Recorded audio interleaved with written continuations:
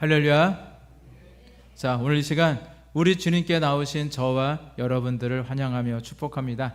자, 이 시간을 통해 귀한 말씀의 은혜를 통해 세움 얻으시고 언제나 주의 말씀을 통해 늘 승리하며 살아가시는 저와 여러분들이 되시기를 간절히 바랍니다. 자, 우리가 인생을 비유할 때 다양한 비유가 있을 겁니다. 그 중에서 가장 많이 비유하는 것이 바로 배의 비유입니다. 자, 태평양이나 대서양 같은 그런 망망대해를 떠다니고 있는 한 척의 배로 우리의 인생, 우리의 삶을 자주 표현을 합니다. 그런데 배의 특징이 뭐냐면 배는요 항상 목적지가 있습니다. 항구를 출항할 때에 무작정 그렇게 나아가는 배는 절대 없습니다. 목적지를 딱 정해놓고 또한 그 목표를 향해, 그 목표에 있는 그 항구를 향해 나아가는 것이 바로 배입니다. 자, 그런데 이것은 우리의 인생의 모습도 사실 마찬가지인 것 같아요. 자, 우리 인생도요 그냥 어쩌다 보니까 우리가 이 땅에 태어나고 어쩌다 보니까 아무개 자식에 대해서 이렇게 전전긍긍하면서 이렇게 살아가는 그런 모습이 아니라는 겁니다. 사실 우리 인생도 분명한 목표를 가지고 있습니다. 그냥 우연히 이 땅에 태어난 것이 아니라 하나님께서 다 저와 여러분들을 이 땅에 태어나게 하시고 이 땅에 보내실 때는 다 이유와 목적을 가지고 이 땅에 보내셔서 이 땅에 태어나고 이렇게 도우기 위해서 신앙생활을 하고 있다는 사실을 여러분들 믿으시기를 바랍니다. 그래서 우리의 마음가짐을 좀 다르게 가져야 돼요.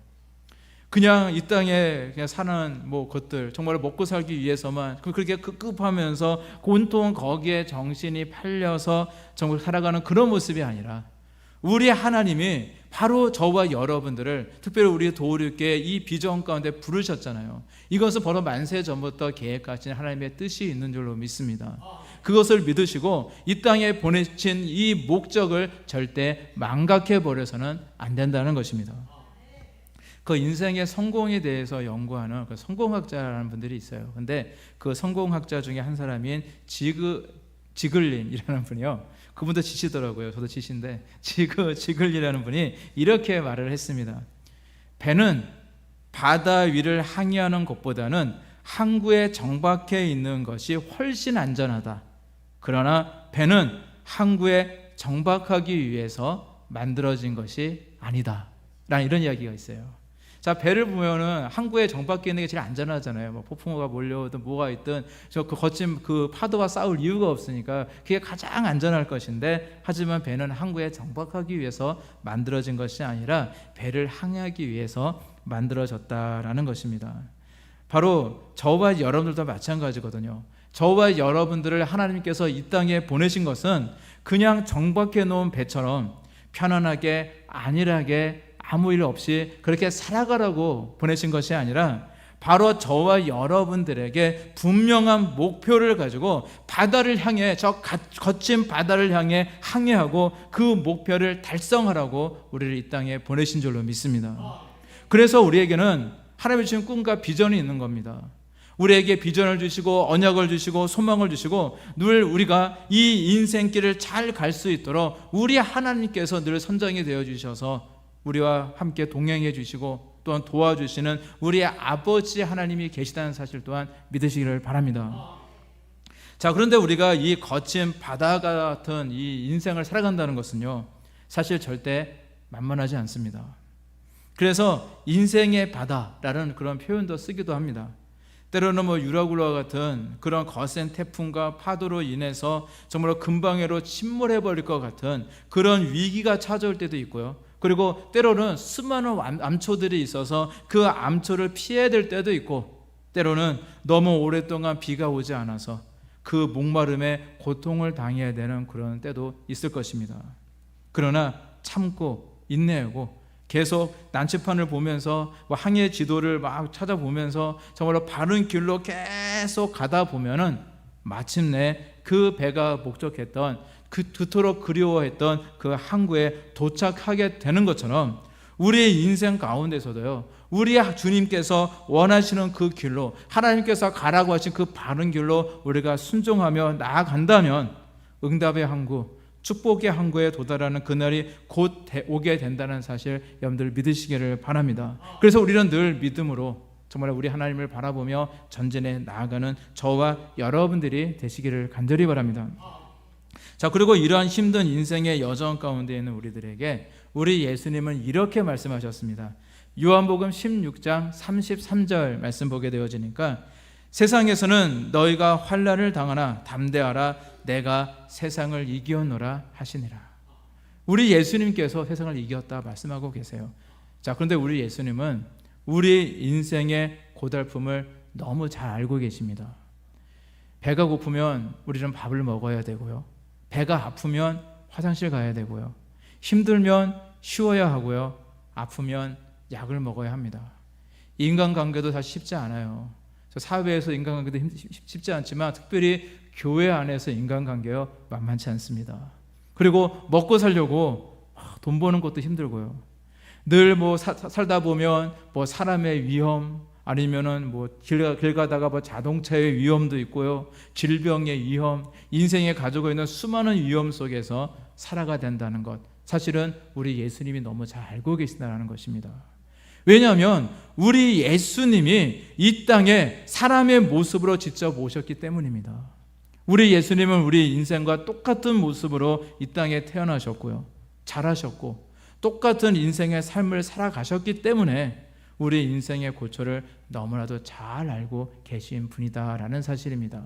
지금도 하늘 보좌 옆에서 물론 거기도 계시긴 하겠지만은 거기에만 계속 머물러 계시는 분이 아니라 사실은 우리가 예배드린 이 자리에 함께하고 계시고요. 그리고 우리가 인생 가운데 있는 그 삶의 자리 가운데 늘 동행하시고 늘 함께하시는 바로 우리 예수님이라는 사실을 여러분들 믿으시기를 바랍니다. 근데 여러분, 인생을 살아가면서 여러분들은 어떤 게 제일 무섭습니까? 예전에 제가 군대에 있을 때 제 성향이 좀 그래요. 어떤 성향이 있냐면 군대에 있을 때 고참이 저한테 딱 물어보더라고요. 야, 너는 고참이 안 무서워? 제가 뭐라고 대답했을게요? 생각해보니까 저 거짓말 잘 못해요. 안 무서워요. 그래가지고 네, 안 무섭습니다. 그랬거든요. 그래서 되게 혼난 적이 있었는데, 근데 우리가 인생을 살아가면서 여러분들은 어떤 게 무섭습니까? 자동차가 무섭습니까? 아니면 가난이 무섭습니까? 질병이 무섭습니까? 아니면 강도와 같은 그런 악한 사람들입니까? 세상 사람들에게 당신은 무엇이 무섭습니까? 라고 물어본다면 아마 곰곰이 생각하면서 대답하는 것은 다 이걸 겁니다. 바로 죽음입니다. 죽음이 제일 무서운 거예요.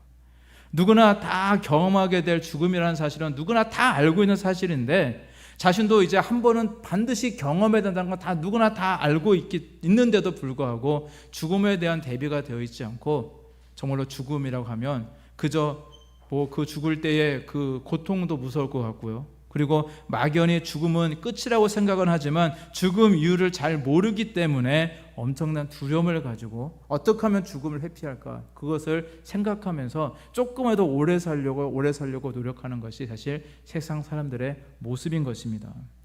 바로 세상의 가장 큰 권세가 뭐냐? 바로 이 죽음일 것입니다. 그런데 우리 예수님은요, 이 죽음조차도 이기신 분이십니다. 원래 죽음과 전혀 상관이 없으셨던 분인데 우리를 위해서 인간의 모습으로 이 땅에 오셨고 십자가에서 그 죽음을 당하기도 하셨습니다. 그러나 우리 예수님은 부활하셨습니다. 사망 권세를 이기시고 부활하셨고 저와 여러분들, 우리 예수님을 믿는 모든 하나님의 자녀들에게 영원한 생명, 바로 영생의 소망을 주신 분인 줄로 믿습니다. 그게 중요하다는 거예요. 우리 주님께서 승리하셨다라는 것이 중요한 것입니다. 인생에 어찌할 수 없는 정말로 이것은 끝이야, 어떻게 할 수가 없어라고 하는 이 사망조차도, 죽음까지도 이기셨고 우리 예수님은 승리하셨습니다. 그리고 오늘날 우리에게 이렇게 말씀하십니다. 내 아들아, 딸아, 내가 너의 고통들을 잘 알고 있단다. 그러나 내가 이 세상을 이긴 것처럼 너희도 세상을 이겨야 한단다. 너희가 세상을 이길 수 있도록 내가 너희와 영원토록 함께 하리라. 우리 주님께서 이 시간에도 우리에게 이렇게 말씀하고 계신 줄로 믿습니다. 여러분들 믿으시기를 바랍니다. 우리 주님의 말씀을 여러분들 믿으시기를 바랍니다. 그리고 우리 주님의 말씀대로 순종하며 믿음으로 세상을 이기며 살아가시는 저와 여러분들이 되시기를 바랍니다. 사실은 나의 힘으로는 못합니다. 아마 다 아실 거예요. 나이가 점점 들수록 나의 힘이 얼마나 연약한지 우리는 깨달으며 살지 않습니까? 그러나 우리 주님이 함께 하시기 때문에 우리는 할 수 있는 줄로 믿습니다. 그래서 더욱 힘을 내시고요, 정말 여러분들이 달려가야 할 그 길을 힘차게 여러분 나아가시기를 바랍니다. 우리 주님이 오늘도 저와 여러분들의 발걸음을 지키시고 그리고 인도하고 계심을 굳게 믿으시고 힘차게 나아가시는 저와 여러분들이 되시기를 간절히 바랍니다. 사도 바울이 이제 죄인의 신분이 되어서 이제 로마로 압송되어 가던 그 때의 일입니다. 이제 배를 타고 이제 압송을 하게 되어지는데 그 길이 사실 굉장히 이게 그 지중해 그 연하를 그렇게 건너가야 되는 사실 굉장히 긴 여정이었습니다. 근데 바울이 이 로마로 압송되어져 갈 때에 바울은요, 배가 지금 출항하면 안 됩니다 라고 그렇게 주장을 했어요. 선장을 비롯한 그 백성들에게 지금 출발하게 되어지면 우리 물질뿐만 아니라 우리 생명도 손해가 있을 것이다, 큰 위험의 폭풍을 만나게 될 것이다 라고 바울이 이야기를 합니다. 그런데 그런 바울은 하나님께서 알려주셨기 때문에 이제 확신을 가지고 이제 얘기를 한 것이지만 어느 누구도 죄수 신분이었던 이 바울의 이야기를 들으려고 하지 않았어요. 특히 선장의 말이 더 우선이었고 그리고 이제 그곳의 항해사, 정말로 경험 많은 그 항해사의 말을 신뢰하면서 이제 항해를 하게 되어집니다. 근데 역시나 이제 처음엔 굉장히 날씨가 좋고 이제 순풍이 불었기 때문에 좋다 하면서 출발을 했는데 이제 삽시간에 날씨가 바뀌면서 이제 큰 폭풍우, 유로글락을 하는 큰 폭풍우가 이제 몰려오기 시작합니다. 선원들은 이제 어떻게 해보려고 이제 자신이 갖고 있는 모든 지식을 총동원해서 배를 최대한 가볍게 하기 위해서 실었던 모든 짐들을 다 바다에 버리고 배를 더 가볍게 만들고자 했고, 자신들이 할 수 있는 모든 지식을 총동원해서 할 수 있는 모든 노력을 다하며 아둥바둥해 보았지만 곧 그들은요 자포자기하게 되어져요. 자신들이 더 이상 할 수 있는 방법이 없었습니다. 그들은 이제 곧 죽게 될 것이다 라고 하는 그 공포에 떨고만 있었습니다. 그리고 그러는 사이 우리 바울의 모습은요 그들과 너무 달랐다라는 거예요. 똑같은 배에 타고 있습니다. 똑같은 폭우와 바람을 맞고 있어요. 집채만한 파도가 막 몰려오는 것을 똑같이 바라보고 있는 그런 상황이에요. 이제 저 파도가 덮쳐서 언제 덮쳐서 배가 산산이 깨어질지, 가다가 암초에 걸려가지고 깨어질지, 정말로 가다가 그 배가 뒤집힐지 전혀 알 수 없는 상황이었습니다. 그런데 모두가 이렇게 하얗게 겁에 질려 있던 그 순간 상황 속에서도 유독 바울만은 평온한 모습을 가지고 있었습니다. 자, 그 이유는요 서로가 바라보는 것이 달랐기 때문이었습니다. 사람들은요 당장 눈앞에 있는 이 무서운 폭풍우를 바라봤어요. 자기보다 정말로 자기의 타고 있는 이 배보다 더 큰 정말 집채만한 파도들을 바라보았습니다. 그러니 그 죽음의 공포 때문에 그들은 음식도 삼킬 수가 없었고 아무것도 할 수 없는 현실 앞에서 모든 것을 다 포기하고 절망하고 낙담만 하고 있는 상황이었습니다. 자, 그러나 바울은요 똑같은 환경이고 똑같은 상황인데 바울이 바라봤던 것은 그 바로 옆에 있던 폭풍우가 아니라 그 너머에 계신 우리 예수님을 바라보고 있었습니다. 자, 바울은 당시 그곳에 있는 사람들 가운데서도 사실은 가장 연약했던 사람 중에 한 명이었습니다. 왜냐하면 바울은요 지금 몸이 묶여있는 그런 죄수의 신분이었기 때문이었습니다. 그러나 그가 보고 있었던 것은 정말로 바로 하나님께서 말씀하신 그 언약이었고 하나님의 뜻이었거든요. 그래서 바울에게는 평온함이 있었고 근심이 없었던 겁니다. 오히려 온몸이 꽁꽁 묶여있는 그런 상황 속에서도 바울이 이제 아무도 죽지 않을 것이다, 하나님께서 간밤에 천사를 보내서 내게 말씀하셨다 라고 이렇게 확신하게 얘기하면서 아무것도 먹지 못하고 있는 사람들에게 음식을 권하고 먹게 하고, 그래서 먹게 했고요. 그리고 그 많은 그런 항해 경험과 지식을 가지고 있었던 이 베테랑 항해사와 선장에게 힘을 내라며 우리 모두 살 것이다 라고 그렇게 위로해 줬던 모습을 우리는 보게 되어집니다. 사도 바울은 그 길이 하나님께서 인도하신 길이요 또한 바울에게는 아직 해야 될 사명이 남아있다는 사실을 너무 잘 알고 있었기 때문에 그는 절대 이 풍랑으로 죽지 않을 것이라는 사실을 또한 너무나도 잘 알고 있었던 것입니다. 이처럼 우리가 예수님을 바라보며 나아갈 때에 우리에게는 이런 소망이 생깁니다. 우리가 사망 권세도 이기시고 우리를 구원해 주셨고 저 우리의 삶을 인도하고 계시는 바로 우리 예수님을 바라보며 살아갈 때에 우리는 세상의 어떤 어려움, 어떤 위기도 극복할 수 있는 힘이 우리에게 마구마구 솟아나게 되는 줄로 믿습니다. 그 이야기 중에 이런 이야기가 있습니다. 그 소에 멍에를 메어서 갈던 그 옛날 시절이 있었어요. 저도 어렸을 때 이제 소에 그 쟁기를 매가지고 그렇게 이제 밭을 갈던 모습들이 생각이 납니다. 근데 지금은 이제 흔하지 않는 모습이죠. 근데 그때 아주 밭을 잘 갈기로 소문난 사람이 있었습니다. 하루는 이제 그와 그의 아들이 이제 밭을 이제 가려고 이제 가게 되었는데, 자 아버지 대신에 정말 이 소 쟁기를 메고 이제 아들이 이제 밭을 가게 되었어요. 정말로 아버지한테 인정받고 싶었습니다. 아들의 그 마음이 있잖아요. 아버지한테 인정받고 싶잖아요. 그래서 아버지한테 인정받고 싶어서 정말로 땀을 뻘뻘 흘리면서 있는 힘을 다해서 정말 최선을 다해서 밭을 갈았습니다. 자 그리고 나서 뒤를 딱 돌아보니까 밭이 어떻게 됐을까요? 밭이 반듯하게, 아버지 거는 반듯하게 되어 있는데 자기의 밭은 삐뚤빼뚤 이렇게 갈아져 있는 거예요. 자 그래서 이상하다, 아버지가 갈면 저렇게 반듯하게 잘 갈려지는데 왜 내가 갈면 이렇게 삐뚤삐뚤 되는 거지? 라고 생각이 들어서 옆에 있는 아버지에게 비법을 물어봤습니다. 아버지, 비법이 뭡니까? 라고 물어봤어요. 그랬더니 아버지가 비법을 알려주었습니다. 자 아버지는요, 밭을 갈 때 그 앞을 보는 것이 아니라 멀리 밭도랑에 있는 끝에 쪽에 있는 어떤 한 지점을 딱 목표로 정해놓고 거기를 바라보면서 밭을 간다라는 거예요. 그러니까 뭐 소가 어디로 가든지 신경 거의 상관없이 계속해서 그쪽으로 이제 밭을 잘 갈 수 있다라는 겁니다. 그런데 아들은요, 어디를 봤냐? 앞에 있는 황소 궁뎅이만 쳐다봤대요. 황소가 어떻게 갑니까? 느릿느릿하면서 이렇게 느릿하면서 실럭실럭 하면서 이렇게 가잖아요. 그러니까 그 모습을 보면서 자기도 실럭 이렇게 쟁기질을 하다 보니까 삐뚤삐뚤 되었다, 뭐 그런 이야기가 있습니다. 그러니까 재밌는 이야기이긴 한데요, 어디 우리 쟁기질만 그러겠습니까? 우리 인생도 사실은 이 쟁기질과 많이 비슷합니다. 자 우리 인생들은요, 당장에 눈앞에 있는 것들만 바라봅니다.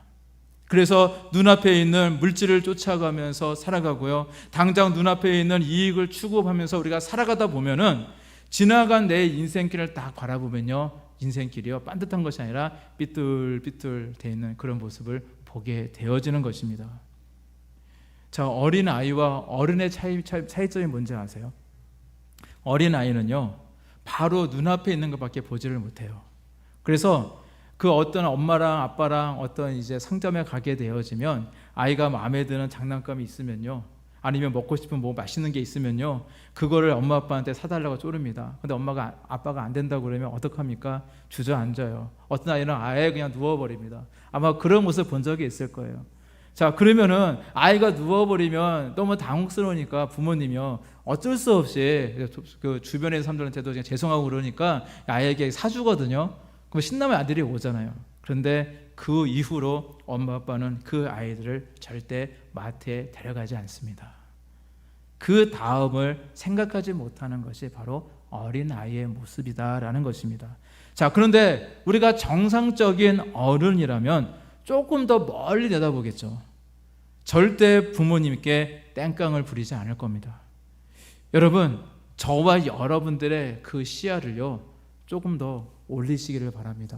눈높이를 좀 올리세요. 영적 눈높이를 올리시기를 바랍니다. 정말 당장에 눈 앞에 보이는 것에만 매워가지고 정말 땡깡 부리는 정말 그런 어린아이 같은 그런 모습 말고요, 우리의 그 영적 그 눈높이를 높여서 우리의 시야를 올려서 정말 그 너머에서 그 멀리서 정말 우리에게, 저와 여러분들에게 이리로 오라 손짓하시는 우리 예수님을 바라보며 나아가시는 저와 여러분들이 되시기를 바랍니다. 성경에 보면 다니엘과 세 친구에 대한 일화가 있습니다. 다니엘서 1장 8절 말씀을 보게 되어지면 그들은 먼저 뜻을 정하였다라고 말씀하고 있어요. 자, 그 뜻이 무엇일까요? 하나님께 뜻을 정했다는 겁니다. 하나님이 기뻐하시는 일만 하고 하나님이 싫어하시는 것은 절대 하지 않겠다라는 뜻을 정했다는 것입니다. 당시 이 시절은 바벨론 포로 시절입니다. 자, 다니엘과 세 친구들은요, 이 바벨론에게 이제 포로로 끌려와 있는 상황이에요.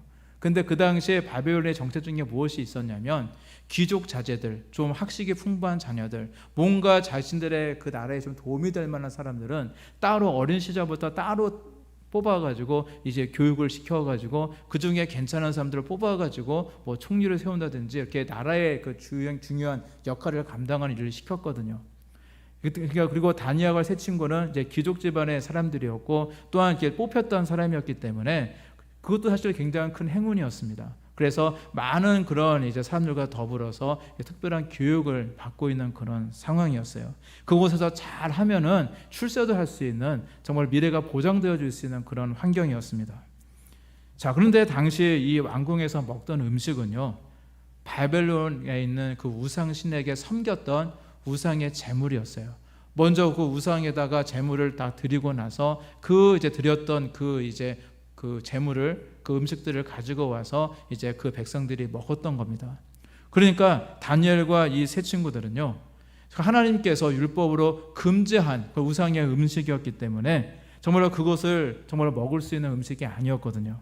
그래서 그들은요, 자신을 맡았던 환관장에게 찾아가서 이 음식을 우리가 먹지 않고 채식만 먹겠다라고 그렇게 이제 담대하게 요청을 합니다. 그때 환관장은요, 아주 현실적인 대답을 하죠. 야, 너의 살이라도 빠지면 어떻게 하냐? 만약 그렇게 되면 내 목이 달아난다. 황제가 너희들 특별하게 이렇게 관리하라고 나에게 맡겼는데 혹시라도 네 얼굴을 봤을 때 막 헬쓱하고 살이 빠져 있고 막 그런 모습을 황제가 보게 되어지면 내 목이 달아난다 하면서 안 된다라고 그렇게 거절을 합니다. 자, 그러자 그들은요, 그러면 우리들에게 열흘 동안만 채식을 먹게 하는 이후에 한번 다른 사람들과 비교해 보시길 바랍니다. 한번 우리를 한번 열흘 동안 테스트해 보세요. 시험해 보시길 바랍니다. 라고 그렇게 담대하게 요청을 하게 되어집니다. 그래서 결국 이제 열흘이라는 그 기간을 정해놓고 이제 승낙을 받아냈습니다. 자, 주변 사람들이 볼 때 똑같은 유대인들이잖아요. 그런데 그들이 볼 때 그 모습은 미친 짓이었어요. 사실은. 아니, 포로로 끌려온 주제에 편안하게 주는 거 잘 먹고 정말 이렇게 혜택을 받으면서 배부르게 지내면 그만이지, 뭐하러 이 채식만 하겠다면서 정말 맛있는 것도 먹지 않으면서 저렇게 힘들게 지낼까? 저러다가 환관장에게 뭐 눈밖이라도 나면은 뭐 어찌하려고 저러나? 아마 그들은 그렇게 생각을 했을 겁니다. 근데 주변 사람들의 이런 생각은 절대 틀린 생각이 아니었습니다. 아주 현실적인 생각이었어요. 맞는 이야기입니다. 그리고 그 삶은 편한 삶이고요, 또 배로 비유한다면 너무나도 잔잔하고 아늑한 항구에 정박해 놓은 그런 모습처럼 어떤 위험도 있지 않은 그런 상황이었습니다. 그곳은 안전한 곳이었어요. 그런데 다니엘과 세 친구는요, 정말 일부러 정말 이 평안하고 안전한 항구를 박차고 나오기로 결정한 겁니다. 오직 하나님만을 바라보면서 하나님께 뜻을 정하고 새로운 항해를 그들은 시작하고 있는 겁니다. 그 항해 가운데 어려움도 있었어요. 마치 영적인 유라굴라 같은 그런 사건들도 있었습니다. 그래서 그들은 풀무불에 들어가기도 했고 사자 굴 속에 들어가기도 했습니다. 그런데 결과는 어떻게 되었습니까? 결국은 그 길이 승리하는 길이었다라는 것입니다. 바로 그 길이 하나님께서 기뻐하시는 길이었고, 우리 하나님께서는 정말로 그들을 그 누구보다도 높여주시고 그 뿔을 높여주십니다. 그리고 그들을 통해서 우리 하나님께서 영광 받으십니다. 내가 예수님을 믿는 사람이고 우리 하나님께 정말로 쓰임 받기를 원한다면요, 우리도요 다니엘과 세 친구와 같은 그러한 믿음의 결단이 있어야 합니다. 이왕 우리가 예수님을 믿고 살아가는 삶인데, 여러분 이왕 살아가는 건데 우리 예수님께 미쳤다라는 그런 얘기 정도 들어야 되지 않겠습니까? 저는 우리 도르게 성도들 모두가요 정말 예수님께 미쳤다라는 그런 이야기를 듣기를 간절히 축원합니다. 여러분, 우리 예수님께 여러분들의 뜻을 정하시기를 바랍니다. 뜻은 뭔가 내가 내 인생 가운데 뭔가 좋은 것이 생기면 잘할게요, 그게 아니에요. 내게 아무것도 없을 때 처음부터 정하는 것이 뜻입니다. 뜻을 정하다 못해 우리 예수님께 아주 미쳐야 합니다. 그래서 우리 주님이 기뻐하시며 우리 주님이 존귀하게 세워주시는 그런 승리자의 삶을 살아가시는 저와 여러분들이 되시기를 간절히 바랍니다. 자, 오늘 보실 이 본문 말씀은요, 자, 우리 예수님의 사역에 대해서 아주 간단하게 요약해 주고 있는 말씀입니다. 자, 우리 예수님께서는 이제 보통 우리가 이것도 사실 신학자들이 추론을 하기로 이제 나이가 30살 때부터 33세가 될 때까지 3년 동안 이제 공생을 했다라고 그렇게 예측을 해요. 왜냐하면 그 복음서에 보게 되어지면 유월절이 4번이 기록이 되어 있어요. 그래서 유월절 사건이 첫 번째, 두 번째, 세 번째, 네 번째 유월절 때 이제 십자가에 달려 죽으셨기 때문에 그래서 이제 한 3년 정도 했을 것이다라고 그렇게 예측을 합니다. 자, 그런데 이렇게 3년간의 이 공생의 활동을요, 오늘 말씀에 아주 짧은 말씀이지만 여기에 딱 요약이 되어 있어요. 한번 들어보시길 바랍니다. 오늘 보신 본문 말씀 35절에서 39절 말씀 제가 다시 한번 읽어드리겠습니다. 새벽 아직도 밝기 전에 예수께서 일어나 나가 한적한 곳으로 가사 거기서 기도하시더니 시몬과 및 그와 함께 있는 자들이 예수의 뒤를 따라가 만나서 이르되 모든 사람이 주를 찾나이다. 이르시되 우리가 다른 가까운 마을로 가자. 거기서 전도하리니 내가 이를 위하여 왔노라 하시고 이에 온 갈릴리에 다니시며 그들의 여러 회당에서 전도하시고 또 귀신들을 내쫓으시더라. 자, 짧은 이야기지만 여기 예수님의 사역이 다 담겨져 있어요.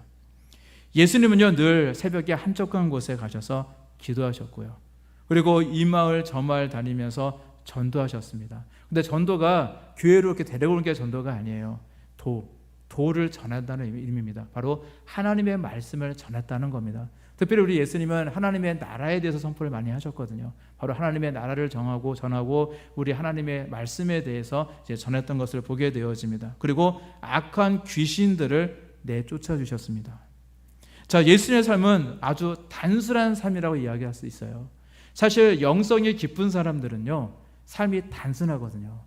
복잡하게 살지 않습니다. 단순한 삶을 이제 추구하라, 이런 책도 있어요. 그런데 그렇게 단순한 삶을 이제 살게 되어지는데 바로 우리 예수님의 삶이 아주 단순한 삶이었습니다. 하루를 기도로 시작하셨고 사람을 찾아가 전도하셨고 이제 귀신을 내어 쫓으셨습니다. 자, 우리의 사명도요, 우리 예수님이 가신 그 발자취를 우리도 쫓아가면 되는 것입니다. 따라서 우리 예수님처럼 우리도요, 하나님께 나와 기도하는 삶을 살아가야 될 것이고요. 또한 우리 예수님, 우리가 전도지만 우리가 바로 그 전도가 말씀 자체가 되신 우리 예수님이시잖아요. 그러니까 우리 예수님을 전하시는 삶을 살아가야 되고요. 또한 이 땅에 있는 악한 귀신을 내어 쫓아내는 그런 사역을 우리는 해야만 되는 것입니다. 우리 예수님의 곳에 계시는 곳에서는요, 항상 기적이 일어났습니다. 그렇기 때문에 예수님은 어디를 가든지 정말로 인기 스타셨고요. 그리고 늘 구름대와 같은 많은 사람들이 몰려와서 저 예수님을 따라다녔어요. 그래서 예수님을 항상 피곤하셨습니다. 자, 그런데 이렇게 예수님을 따라오고 다니는 예수님께 찾아왔던 많은 사람들을 향해서 예수님께서 그들을요, 딱 한마디로 정의를 내리신 적이 있습니다. 요한복음 6장 26절 보게 되어지니까 이제 거의 예수님의 사역의 말기쯤, 그러니까 3년차 되셨을 때 예수님께서 이 말씀을 하세요. 예수께서 대답하여 이르시되 내가 진실로 진실로 너에게 이르노니 너희가 나를 찾는 것은 표적을 본 까닭이 아니요 떡을 먹고 배부른 까닭이로다 라고 말씀하셨어요. 당시 예수님을 따랐던 사람들 중에 상당수의 사람들은요, 우리 예수님이 보리떡 5개와 물고기 2마리를 가지고 이 오병 이어를 가지고 장정만 5,000명을 먹였다고 그러니까 여자 나이 드신 분들 아니면 어린아이 다 합하면 한 2만 명쯤 있었을 거다라고 예측을 하거든요. 근데 그 많은 사람들을 그곳에서 이제 먹였는데 바로 그때 그곳에서 함께 그 떡과 물고기를 먹어서 배불리 먹었고 배부르다 좋다 했던 바로 그 사람들이 대부분의 사람들이었거든요. 예수님은요, 정말로 이들이 정말 따라다니는 그 본심을 알고 계셨습니다. 이들은 예수님께 나왔던 이유가 무엇이냐면 정말로 우리 예수님께 관심을 가져야 되는데 정말로 그 예수님이 행하시는 그 표적을 보고 저분이 하나님의 아들이시구나, 그래서 하나님의 아들이기 때문에 그것 때문에 따라다니는 것이 아니라 또 맛있는 거 안 주시나? 이런 마음을 가지고 예수님을 따라다녔다는 것입니다. 그래서 우리 예수님이 말씀하셨을 때, 이 말씀을 하셨을 때 우리 예수님의 마음이 많이 좀 아프셨을 것 같아요. 이처럼 많은 사람들이 예수님을 따른다고 하고 예수님을 사모한다고 하면서도 예수님을 찾아오는데 정작 예수님처럼 기도하지 않습니다. 정말로 예수님을 따라다닌다고 하면서도 우리 예수님이 이 마을 저 마을 정말 전도하시며 정말 수고하셨던 것처럼 수고하고 애쓰려고 하지 않습니다. 자기는 아무런 수고도 하지 않고 아무런 노력도 하지 않고 그저 예수님이 주시는 그 음식만 원하고 기적만 원하고 응답만 바란다면 사실 그 신앙은요 너무나도 잘못된 모습이다라는 것입니다. 자, 정말로 우리가 예수님을 따르고 싶으시다면 우리는 예수님처럼 살아가야 합니다.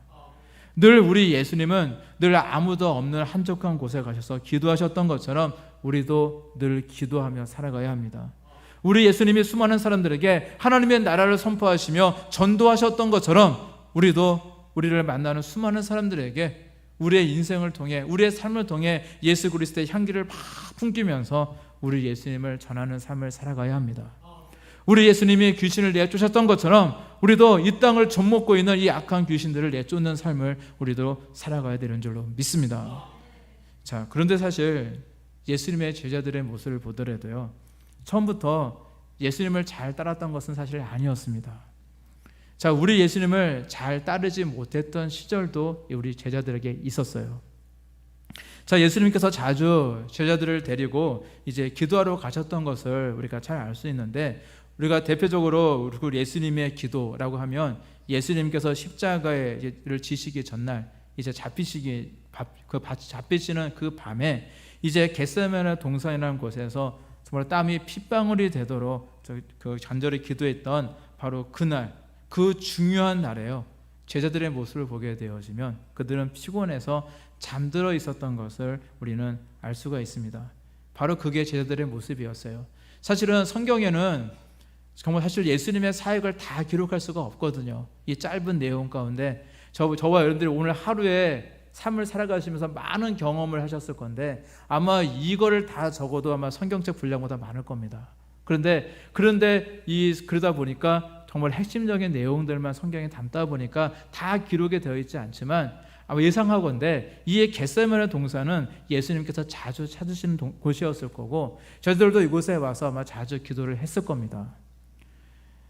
자, 그런데 예수님께서 이제 십자가를 지셔야 되기 때문에 그 마음이 되게 힘드셨고 마음에 아픔이 있으셨는데 그러는데 예수님의 그 최측근이라고 하는 이 제자들이요 그 시간에 깨어있지 못하고 잠들고 있었던 것이 바로 제자들의 모습이었다라는 것입니다. 저는 그 모습을 보면서 우리 예수님이 참 외로우셨겠다라는 그런 생각을 해보게 되어져요. 자신의 제자들도 또한 자신과 함께 어린 시절보다 함께 자랐던 형제들도 이 땅에 살던 그 어느 누구도 예수님의 사역을 알아주지 못했습니다. 그러면서 사람들은 그저 예수님의 능력만 바랍니다. 응답만 바라고 있다라는 것입니다. 예수님께서는 자신의 제자들을 비롯하여 온 인류의 이 죄악에서 이 사망 권세에서 이제 건져내 주시려고 이 땅에 오셨는데 그분이 지신 십자가는 정말로 외로운 길이었습니다. 자신을 따르는 수많은 사람들에게 외면을 받아야만 했고요. 심지어는 늘 동고동락했던 제자들에게도 버림을 받아야만 했습니다. 우리 예수님께서 십자가에서 외치셨던 그 말씀 한마디에 사실 모든 것이 다 담겨 있는 것 같아요. 엘리, 엘리, 라마, 사막다니. 나의 하나님, 나의 하나님, 어찌하여 나를 버리셨나이까. 자, 우리 하나님이요. 예수님을 버리신 건 절대 아니시잖아요. 그때 예수님과 함께 그곳의 고통과 함께 하시고 함께 울고 계셨을 거예요. 그런데 그 십자가 형벌에서만큼은 철저하게 외면을 받으셨던 우리 예수님의 마음이 느껴지지 않습니까? 우리 예수님은 너무 외로우셨을 것 같아요. 그러나 우리 예수님은 그 어느 순간에도 늘 기도하시며 꿋꿋하게 예수님께서 이 땅에 오신 목적을 다 이루셨습니다. 십자가에서 말씀하셨어요. 다 이루었다. 그게 예수님의 마지막 운명하셨을 때 말씀이셨습니다. 자, 하지만 여러분, 우리의 도우리교 식구들만큼은 우리 예수님께 힘이 되어드기를 간절히 바랍니다. 그 예수님의 마음을 알아드리고요, 언제나 예수님을 인정해 드리고요, 언제나 예수님을 바라보며 나아가고자 하는 그런 우리의 모습이 있다면 우리 예수님께서 참 기뻐하실 줄로 믿습니다. 비록 보잘것 없고 우리의 모습 참 부족해요. 저도 부족하고 여러분들 다 부족할 겁니다. 하지만 우리 때문에 우리 예수님께서 기뻐하시고 힘이 되어드릴 수 있다면 얼마나 기쁜 일이겠습니까? 늘 우리 주님께 기쁨을 드리며 살아가시는 저와 여러분들이 되시기를 간절히 바랍니다. 어느 마을에 그 효자로 그 소문난 사람이 있었습니다. 자, 근데 그 동네 옆 동네에 보니까 또 불효자로 소문난 사람이 있었어요. 자, 이제 하루는요, 이 불효자로 소문난 이 집안에 이제 부모님이요, 이 불효자를 보다 못해가지고 이제 막 궁뎅이를 때리면서, 야, 옆 동네에 효자 있는데 너 그 집 가서 이 효자가 어떻게 하는지 좀 가서 좀 배우고 좀 와라 하면서 호되게 야단치고 이 불효자를 보냈습니다. 그러니까 이 불효자는요, 그래도 부모님의 명령이니까 어쩔 수 없이 이제 효자네 집에 가서 담벼락 밑에 숨어가지고 이 효자가 어떻게 하나라고 지켜보려고 이제 효자가 오기를 기다리고 있었어요. 자, 효자가 드디어 왔습니다. 근데 효자가 오자마자 이제 그 연로하신 어머니가 다 나오시더니 어머 우리 아들 왔다고 하면서 너무 좋아하십니다. 그리고는 부엌에 가서 대야에다 물을 하나 딱 한 사발 딱 들고 오시더니 그리고는 마을에 앉아서 이제 신발을 벗고 있는 아들의 그 양말 버선을 딱 벗기더니 발을 직접 씻겨주고 계신 거예요. 그랬더니 그 불효자가 그걸 봅니다. 아니 저런 불효자가 다 있나? 소문난 효자지 사실은 나보다 더 훨씬 엄청난 불효자구만. 그리고 이 불효자가 계속 지켜보다가 이제 참지 못해서 뭐 저런 놈이 다 했나 싶어가지고 아니 효자로 소문난 집이라고 해서 내가 왔더니만 세상에 당신보다 더 불효자가 어디 있어 하면서 나와서 막 호통을 쳤습니다. 그랬더니 그 효자가 이렇게 말을 했다고 그래요. 우리 어머니가요 제 발을 씻겨주는 것을 좋아하시거든요. 이렇게 이야기를 했다고 그래요. 사실 효자는요 어머니가 자기의 발을 씻겨주는 것이 사실 마음에 굉장히 부담이 되었을 거예요. 그런데 어머니가 그걸 너무너무 좋아하시니까 자기는 너무 싫지만 어머니가 너무너무 좋아하시니까 어머니가 좋아하시는 일들을 하도록 그렇게 했던 것입니다. 효도와 불효의 차이점은 무엇입니까? 한 번도 뭐 부모님께 찾아뵙지도 않으면서 뭐 돈만 많이 갖다 드린다고 해서 그게 효도는 아니잖아요. 효도란 부모님이 원하시는 것을 해드리는 겁니다. 부모님의 마음을 평안하게 해드리고 부모님의 그 마음을 기쁘시게 해드리는 것이 진짜 효도거든요. 이처럼 우리가 우리 예수님을 기쁘시게 해드리기 위해서는 우리 예수님의 마음을 잘 알아야 합니다. 우리 예수님이 원하시는 것은요 우리가 뭐 물질을 많이 벌어가지고 물질을 많이 드리는 것 그걸 원하시는 것이 아닙니다. 그런 것보다도 우리의 마음을 드리는 것, 우리의 중심을 우리 예수님께 드린 것, 정말 우리가 예수님을 정말로 사랑합니다라고 고백하는 그 믿음의 고백, 그 마음을 우리 주님께서는 기뻐하시는 줄로 믿습니다. 따라서 여러분 정말로 근시안적으로 내 앞의 것만 자꾸 바라보면서 그저 그것 때문에 전전긍긍하며 살아가고 정말로 그것 달라고 예수님께 간청하고 살아가는 그런 모습이 아니라 늘 우리를 향하신 우리 예수님을 바라보시고 우리 예수님이 원하시는 삶을 살아가시는 저와 여러분들이 되시기를 간절히 바랍니다. 자, 저와 여러분들 우리는요 지금 도리 비전이라고 하는 너무나도 큰 비전을 받아서 지금 하나님의 뜻이 이루어지기를 소망하며 우리는 살아가고 있습니다. 그런데 여러분들에게 있어서 비전은 무엇입니까? 큰 교회를 이루고 뭐 말씀 성전 성경책을 펴놓은 그 말씀 성전이라고 이야기하는데 그런데 그 성경책을 펴놓은 그 말씀 성전을 세우고 또는 학교를 세우고 뭐 병원을 세우고 뭐 교세가 커져 나가고 북한 선교를 감당하고 1140나라의 선교국을 세우고 많은 비전들이 있는데 그런데 그렇게 교세가 커져 나가는 것이 비전일까요? 저는 그것이 비전이라고 생각하지 않아요. 우리 모두가 정말로 우리 주님을 사모하는 심정으로 나와서 우리 예수님이 기뻐하시는 일을 행하는 것이 바로 비전이라고 믿습니다. 저는 그것이 도리 비전이라고 생각을 합니다. 비전이란 절대 나의 욕심을 이루는 것이 아닙니다. 우리 주님이 저와 여러분들에게 원하시는 것을 행하는 것, 그것이 바로 비전이지 않겠습니까? 내가 이렇게 하나님께서 원하시는 것을 하고 하나님께 순종하고 하나님께 기쁨으로 나아가다 보니까 다른 것들이 생겨나고 많은 사역들이 확장되어지게 되는 것이지 정말로 그것이 목적이 되어서 지금은 내가 지금 가난하지만 그때는 좀 부유하게 되겠지, 그런 것이 목적이 되어서는 절대 안 된다는 겁니다. 우리의 목적은 철저하게 우리 예수님이셔야 되고 우리 예수님의 뜻을 이루기 위해서 늘 기도하고 정말로 말씀을 전하고 열심히 또한 전도의 사명 감당하시고 귀신을 내어쫓고 아름다운 사역들을 감당해 나아가시는 저와 여러분들이 되시기를 간절히 바랍니다. 자, 언제나 정말로 근시안적인 그런 모습 버리자고요. 더욱더 우리의 눈을 더 열으셔서 더 우리 믿음의 눈을 여셔서 언제나 우리에게 손짓하시는 내게로 오라 말씀하시는 우리 주님만을 바라보며 늘 순종의 모습으로 나아가시는 저와 여러분들이 되셔서 늘 우리 주님께 힘이 되어지시고 또한 기쁨이 되어지는 저와 여러분들이 되시기를 주님의 이름으로 간절히 축원합니다. 기도하시겠습니다.